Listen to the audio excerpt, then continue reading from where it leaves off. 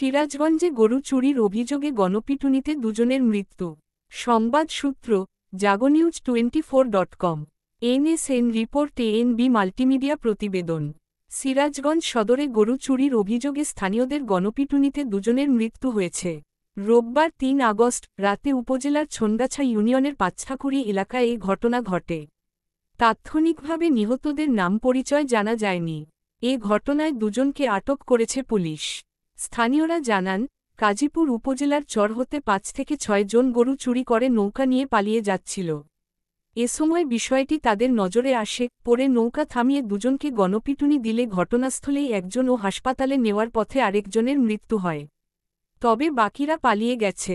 সোমবার ৪ আগস্ট সকালে সিরাজগঞ্জ সদর নৌপুলিশের ভারপ্রাপ্ত কর্মকর্তা ওসি রফিকুল ইসলাম এ তথ্য নিশ্চিত করেন।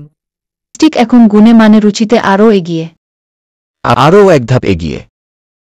সূচনা র‍্যাক, বেলিরাক, রুচিজার, মসলাদানি, জুনিয়র মকপট ও সিটি বিন সবকিছু গুছিয়ে রাখুন এক র‍্যাকে। আস্তায় অবিচল এসা প্লাস্টিক, আরও আধুনিক রুচিসম্মত উন্নত মানের পণ্য আজই সরবরাহ করুন। এসা প্লাস্টিকের যে সমস্ত পণ্য বাজারে পাওয়া যাচ্ছে, প্রয়োজন যেখানে, পাশে থাকার প্রত্যয় এসা ডেকোরেটর চেয়ার, পানির তৃপ্তি মেটাতে প্রতিদিনের সঙ্গী ডেইলি মগ, আরও রয়েছে জুনিয়র মামপট। এসা প্লাস্টিক। তিনি জানান, রাতে গরু চুরি করে নৌকা দিয়ে যমুনা নদী পার হচ্ছিল একটি চক্র। স্থানীয়রা বিষয়টি আঁচ করতে পেরে আরেকটি নৌকা নিয়ে তাদের পথ আটকায়।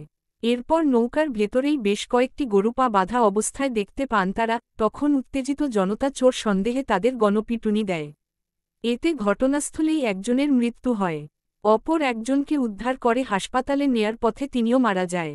মরদেহ দুটি সিরাজগঞ্জ শহীদ মনসুর আলী মেডিকেল কলেজ হাসপাতালে রাখা হয়েছে।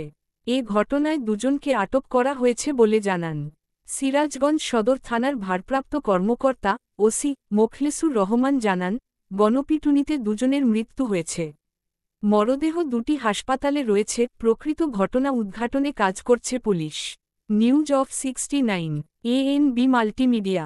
এই সংবাদ সহ আরও সংবাদ পেতে আমাদের অন্যান্য মাধ্যম page nbnews24.com, news of 69, YouTube channel ANB channel Bangla TV, Facebook Lalmohammad Shahjahan, লমস কিবরিয়া ও সাবস্ক্রাইব করুন, ফলো রাখুন এএনবি মাল্টিমিডিয়া।